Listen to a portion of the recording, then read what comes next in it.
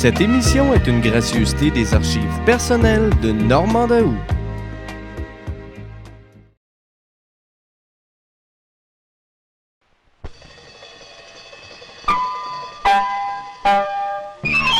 L'émission qui suit est télédiffusée en couleur.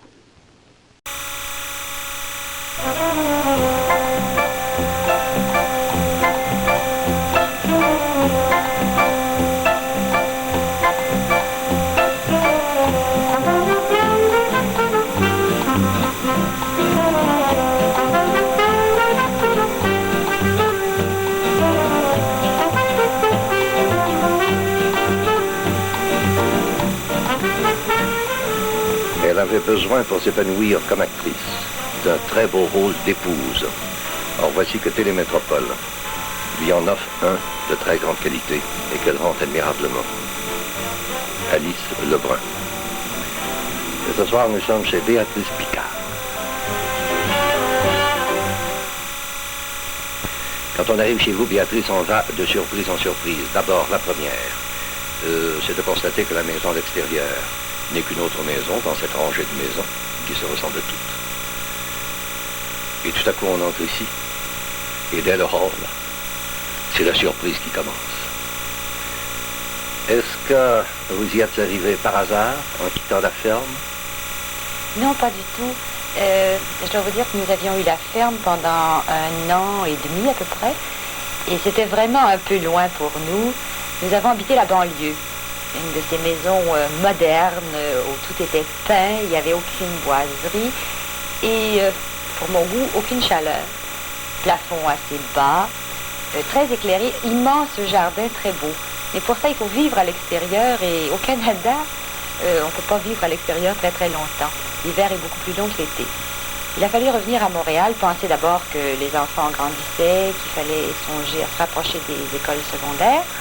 Nous avons cherché une maison et tout à fait par hasard, nous avons lu dans les journaux qu'il y avait une maison dans Notre-Dame-de-Grâce où il y avait, soi-disant, 2 foyers naturels et murs de chêne, boiserie de chêne. Ça nous a plu. En voyant l'annonce, on dit on va aller voir ce que c'est. Effectivement, quand nous sommes arrivés ici, il a fallu attendre un petit peu à l'extérieur, la maison était fermée. Ça payait pas de mine à l'extérieur. On s'est dit, mon Dieu, ce sera sûrement trop petit pour nous, ça a l'air sombre. Mais en entrant dans la maison, on est tombé en amour avec la maison. Alors voici ce hall magnifique, de très belles proportions, dans lequel vous voyez, à la gauche, en entrant, un foyer naturel, et qui fonctionne, ce qui est très rare ici. Cette horloge Canter, qui vient d'où? Ah, ça a été déniché au hasard des randonnées. Nous aimons beaucoup les choses anciennes. D'ailleurs, tout n'est pas canadien chez nous. Le bahut qui est derrière vous. Oui, le bahut est canadien. Il y a beaucoup de choses canadiennes. Il y a c'est très éclectique. Ça dépend. Quand ça nous plaît, on l'achète. Et puis, on essaie d'harmoniser ça avec le reste de la maison. On sait, par exemple, que ça va aller dans tel coin. On dit, tiens, oui, pourquoi pas. Je trouve que ça allait très bien, ça, pour l'entrée. Excusez-moi. Et au mur, ces toiles? Ah, les toiles, ça, ce sont les toiles de mon mari. C'est un peintre du dimanche. Il a le loisir de peindre quand il veut. Il n'en fait pas de commerce. Alors, c'est pourquoi vous trouverez un peu partout dans la maison des toiles signées Jacques Seguin. Personnellement, je les trouve admirables. Vraiment extraordinaire. C'est vous qui avez fait la décoration intérieure? Pas toute seule. De votre époux? Mon époux et moi, oui. Et vous avez dans la salle à manger une harmonie de meubles, vraiment. On dit que c'est beau. Et cette table? Il y a une histoire autour de la table. Je peux vous la raconter? C'est une table qui s'inspire un peu du style espagnol. Et on en avait vu, qui était très belle, évidemment, mais très chère aussi, un peu en dehors des moyens que nous avions en ce moment-là. Alors, mon mari, qui est assez bricoleur, et je l'admire beaucoup, j'ai dit pourquoi pas, pourquoi j'en ferais pas une table. Mais tant qu'à la faire, je vais la faire comme on la faisait à l'époque, c'est-à-dire simplement avec des chevilles. Il n'y a pas un clou, il n'y a pas une vis. Et là, il a fait ça, il a acheté du bois, puis il l'a fait. Elle est vraiment très belle. Ouais. On l'a même, vous savez comment on l'a fait pour la patiner, cette table? On a confié la table aux enfants comme table de jeu. Alors évidemment, il y a un tas de petites égratignures, mais ça, c'est au hasard des jeux qu'ils avaient. Il y a même les pattes qui ont été rongées par le chien. Où est son atelier? Et son atelier, voilà, il y a l'endroit où il range toutes les choses qui est au sous-sol, qui sert à la fois de salle de jeu et d'atelier.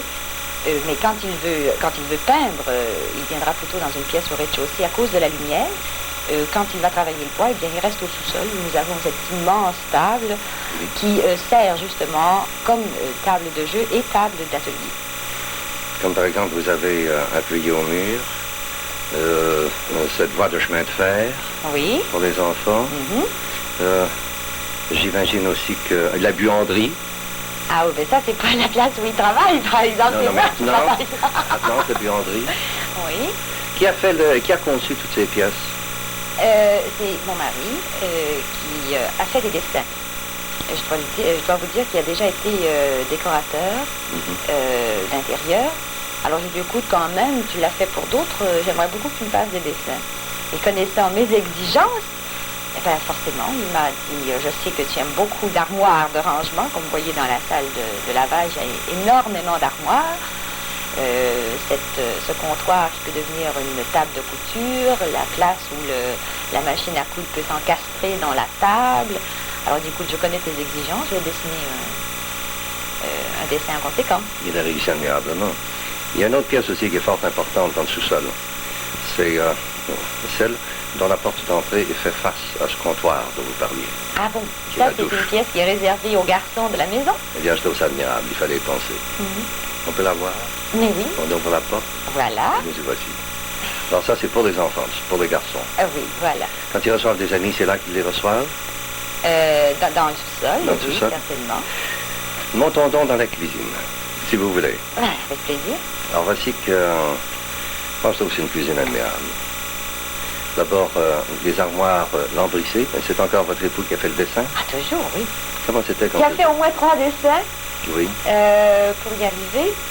Et je dois vous dire que c'est le premier qu'il a fait qu'on a choisi finalement. Et tout en bois. C'est-à-dire en bois teint, peut-être? Oui, c'est du chêne. C'est du chêne. Nous avons pensé à mettre des armoires en chêne pour harmoniser avec le reste de la maison. C'est vous qui avez choisi les papiers peints? Oui. C'est très joli. Comme par exemple, le choix de vos draperies dans la salle à manger. Dans le dessin s'harmonise si bien avec les assiettes que vous allez au mur. Ah, c'est d'une rare délicatesse. Et cette grande, et je saute d'un sujet à l'autre, excusez-moi, et cette grande tapisserie qu'il y a au mur? Ça, c'est au hasard du magasinage dans les boutiques. Nous sommes arrêtés un jour chez un antiquaire.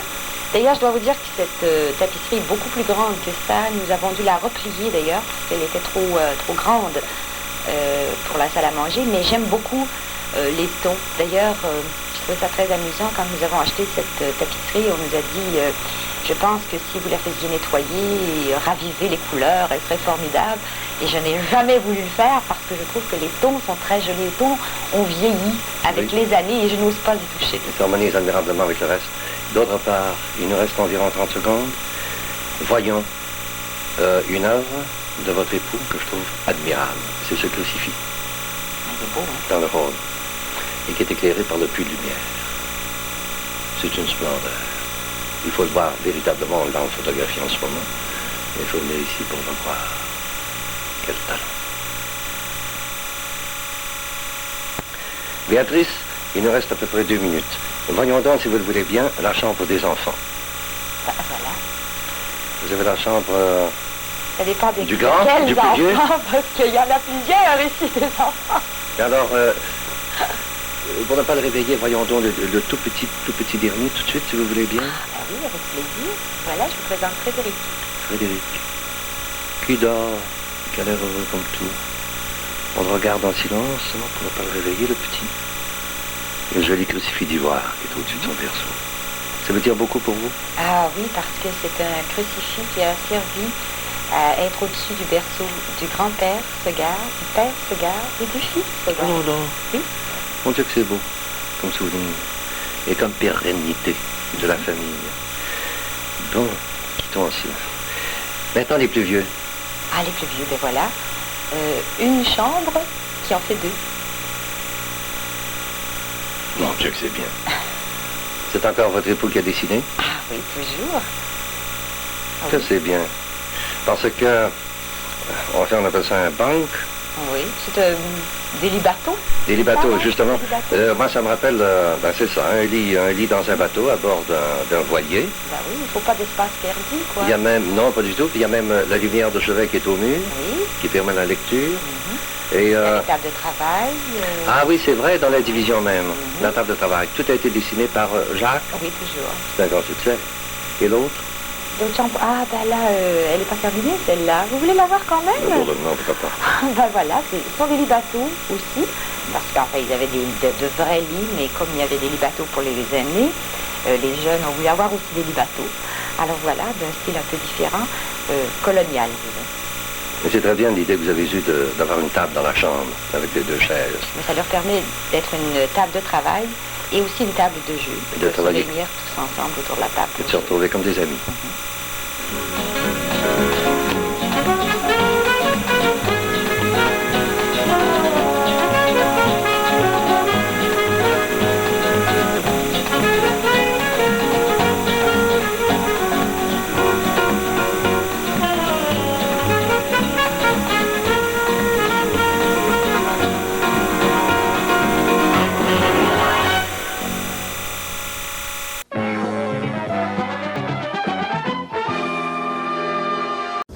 Cette émission est une gracieuseté des archives personnelles de Normand Daou.